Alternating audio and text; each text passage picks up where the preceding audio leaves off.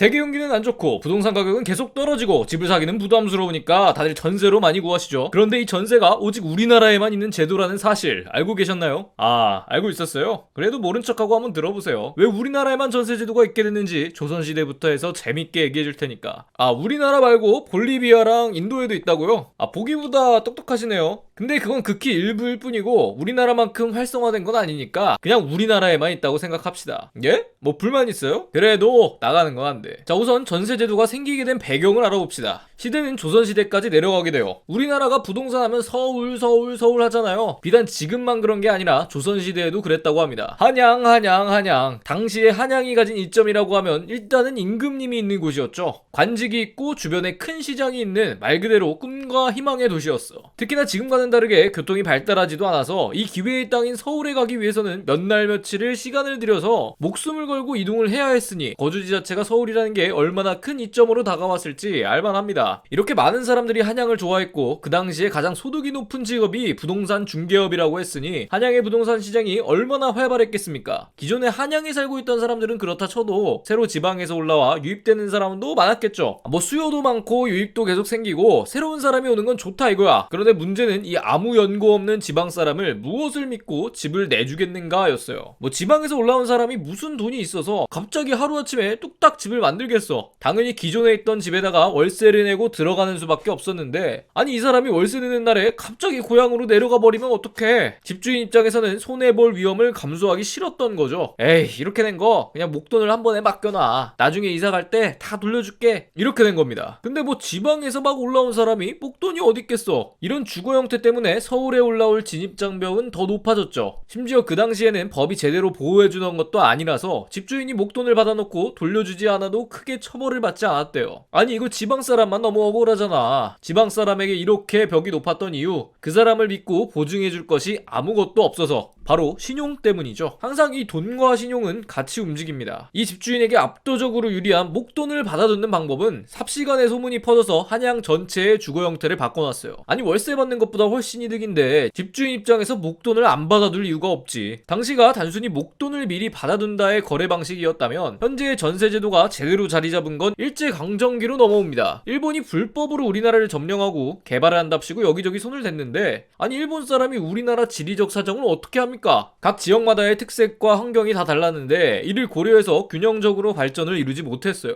그저 조선 땅에서는 수탈만 잘하면 돼 하는 이런 마인드 때문에 서울과 연결된 수출입길이었던 항구 도시만 빠르게 근대화됩니다. 하나는 일본으로 가는 길, 하나는 중국으로 가는 길. 그런데 이런 수출입을 하려면 사람들이 많이 필요하죠. 많은 사람들이 그 일자리를 차지하고자 서울과 항구 쪽으로 몰리기 시작합니다. 아니 근데 우리나라 사람만 오는 것도 아니야. 일본인도 오고 중국인도 오고 아주 국제적으로 사람이 몰립니다. 근데 뭐 이 사람들이 일만 하고 살겠어? 당연히 잘 곳이 필요하겠죠. 서울과 항구 도시의 집값이 천정부지로 오르고 집주인은 외지에서 온 사람들을 또 믿을 수가 없었어요. 굳이 위험을 감수하면서 월세를 받을 이유가 없지. 정식으로 전세 계약을 맺고 전세금을 미리 받아둬서 위험 부담을 줄입니다. 뭐 여기까지는 오케이. 그럴 수도 있겠다 싶어요. 모든 사람들이 다 전세로 한 것도 아니고 해당 도시를 제외하고는 그리 활발하게 이루어진 것도 아니니까. 그런데 이후에 우리나라에 더 큰 위기가 닥치죠. 바로 오늘날까지도 대부분의 한국 남자가 2년 동안을 고통받게 만든 장본인 6.25 한국전쟁이 터집니다. 어찌저찌 함락되는 걸 막고 38선 그어서 민주주의를 지켜냈는데 아니 이제 남는 게 뭐가 있습니까? 세계의 전쟁터가 되었던 한반도는 모든 게 파괴되어서 아무것도 남지 않았습니다. 바깥으로나 안으로나 믿을 만한 사람이 없는 거예요. 다 같이 어려우니까 언제 갑자기 이 사람이 도망칠지도 모르고 또다시 신용 문제가 발목을 잡습니다. 뭐 그래도 아무리 황폐화되었어도 사람이 집에서 잠을 자야겠죠. 당시에도 어찌저찌 부동산 거래는 있었는데 아니 이제 진짜 집주인 입장에서 월세를 받을 수가 없어. 이 사람의 신분도 의심스럽고 경기도 안 좋고 심지어 정부의 공공치안마저 기대하기 어려운 상황이니까 무려 집값의 절반 정도를 담보로 받아두는 게 마음 편하고 안전한 거래가 되어버린 거예요. 근데 집값의 절반이나 받는 상황에 월세 안 내는 걸 대비해서 미리 목돈을 받아두는 거다 하는 게 뭔가 좀 이상한 느낌이죠. 아니 너무 많이 받잖아. 거기서 몇 달을 살아야 집값의 절반이 돼. 이제 지금의 형태와 비슷한 비슷하게 전세금을 받아두는 대신에 월세는 아주 적게 받거나 안 받게 되었습니다. 진짜 전세 형태를 띠게 된 거예요. 아니 그래, 그럼 한국 전쟁 이후로는 우리가 고도 성장하지 않았냐? 당시에는 서로 신용이 없어서 그렇다 하더라도 성장하면서 좀 줄어들지 않겠냐? 이렇게 생각하실 수도 있겠지만 한 가지 간과한 게 있습니다. 바로 빠른 경제 성장이 이루어지면 필수적으로 따라오는 것이 있죠. 바로 금리의 인상이에요. 우리나라가 말도 안 되는 속도로 성장하는 동안 은행의 금리도 말도 안 되게 올랐어요. 이게 어느 정도 수준이었냐면 한때 유행했던 드라마 응답하라 1988에서 보면 은행 예금이 15%로 떨어졌다고 누가 그 은행에 돈을 맡기냐는 대사가 나와요. 아니 엄청 떨어진 게 15%야. 이게 말이 되는 금리입니까 이게? 하여튼 이 엄청난 금리는 말 그대로 돈의 값을 엄청나게 올려줬고 사람들은 조금이라도 더 큰 목돈을 마련하길 원했죠. 그런데 엄청난 목돈이 들어오는 전세 제도를 폐지한다? 어린 반푼어치도 방구 끼고 비웃을 소리죠. 우리나라가 성장하면 성장할수록 더 전세 제도가 각광을 받게 돼요.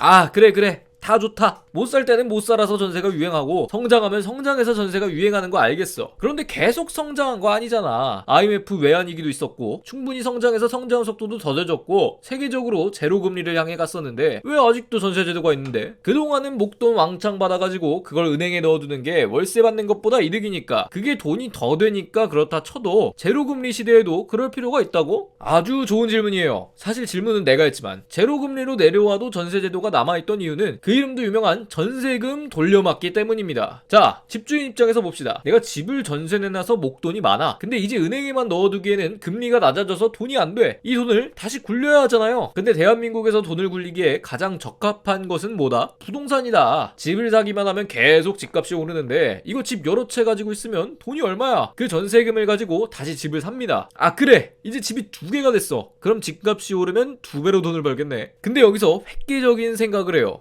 혹시 집이 3개면 돈이 3배? 집주인은 샀던 두 번째 집을 다시 전세를 내놓습니다. 그렇게 두 번째 들어온 세입자의 전세금은 다시 다른 집을 사는 데 쓰이고 그 집은 다시 전세로 내놓고 자기 자본금 일부를 투자하면 이렇게 계속해서 집을 늘리는 게 가능해요. 아니 근데 세입자들이 다 같이 돈을 달라면 어떡해? 줄 수가 없잖아. 세입자 전세금으로 다른 집 사고 그 세입자 전세금으로 다른 집 사고 계속 전세금으로 돌려막기 했으니까 이걸 월세로 전환하고 싶어도 못해. 그 전세금을 어떻게 다 돌려주냐고. 뭐 그런데 걱정은 없죠. 어차피 집값은 계속 올라가고 전세금도 그에 따라 올라가니까 세입자가 돈을 달라고 해도 다음 세입자가 오기 전까지는 못 줘 하면 그만이야. 어차피 더 비싼 값에 내놔도 세입자는 들어오니까. 세입자가 이사를 자주 하는 것도 아니고 말이지. 뭐 이게 개인으로 보면 자산을 불리는 재테크라 할지 몰라도 국가 전체에서 보면 큰 위기죠. 집값이 오를 때야 문제가 없겠지만 집값이 떨어지면 큰일이잖아. 세입자가 계약기간이 다 돼서 전세금 돌려달라 해. 그럼 부동산 경기가 안 좋으니 들어올 사람도 없을 뿐더러 이렇게 세입자를 구해도 더 낮은 전세금을 받을 거고 그러면 전세금을 기준으로 매겨지는 집값은 더 떨어지고 떨어진 집값은 다른 주변 집값에 또 영향을 주고 집이 많으면 많을수록 더 많은 세입자가 전세금을 달라 하니까 이 집주인이 언제 파산할지 몰라요. 예를 들어 10억 원짜리 빌라에 6억 원 전세를 내고 들어갔는데 집값이 계속 떨어져서 반토막이 됐다고 하면 아니 다음 세입자를 구하기는커녕 이 집을 5억 원에 팔아도 전세금을 못 돌려주죠. 이런 집은 이제 국가에서 경매에 내놓습니다. 갚을 능력이 안 되는 집주인의 집을 빼앗아서 강제로 팔아 채권자들에게 돌려주는 거예요. 근데 뭐 경매에 나온 물건이 5억 원에 팔릴 리도 없을 뿐더러 설령 팔렸다 해도 세입자가 그 5억 원을 다 먹을까요? 집주인이 그 집을 담보로 받았던 대출이 있겠죠? 그 대출을 해준 은행에게 먼저 우선순위가 있습니다. 은행에 먼저 돈을 갚고 그 남은 돈을 세입자에게 줘요. 뭐 간단히 말해서 그렇고 세입자의 저항력이라든가 세입자를 보호하기 위한 법이 있지만 간단히 말하면 그래요. 그럼 세입자도 전세금을 못 받게 되고 집주인은 신용불량자가 되고 이런 일이 많아질수록 국가에 큰 악영향이 되겠죠. 아니 앞으로도 미국에서 기준금리를 계속 올릴 거고 내후년이 되어야 내릴까 고려를 해본다는데 집값은 계속 떨어지고 이 전세 문제를 다 어떻게 해결할 거야? 그 나라의 경제가 건강한지 보는 지표는 여러 가지가 있는데 아주 중요한 요소가 바로 가계부채 비율이에요. 근데 우리나라처럼 영끌로 대출을 풀로 받아서 대부분의 자산을 부동산에 투자한 상황에 이런 경제 위기를 버틸 힘이 되는지 우려하는 시선이 많은 거죠. 그러니 마냥 이자율이 낮다고 대출을 받고 경제 침체기를 고려하지 않은 경제 정책은 나중에 큰 화를 부를 수밖에 없는 겁니다. 국가 차원이 아니라 개인의 차원에서도 그렇죠. 대출을 잘 사용하면 나에게 큰 부를 가져다 주지만 아무런 계획 없이 무분별하게 사용하면 언젠가는 내 목을 조를 일이 있다는 거. 이 대출의 양날의 검을 잘 파악해서 영리하게 운영하셨으면 좋겠습니다. 뭐 그래서 결론을 정리하자면 현재 전세 제도를 가지고 있는 나라는 우리나라밖에 없고, 이렇게 우리나라만 특이한 주거 형태를 갖게 된 데에는 아주 극도로 가난한 개발도상국에서 급속도로 성장하여 선진국이 되어버린 아주 특이한 케이스이기 때문에 가능했다. 뭐 아주 전무후무하죠. 개발도상국이 선진국이 된 일 자체가 없어. 이거를 자랑스러워해야 할지 슬퍼해야 할지. 그래도 전세가 어떻게 생겨나게 됐고 어떤 이점과 위험성이 있는지를 살펴봤으니까 이 영상을 본 후두교인 여러분들도 각자의 상황에 따라 주거 형태를 잘 선택해서 큰 경제적 이득을 이루었으면 좋겠습니다. 그럼 후맨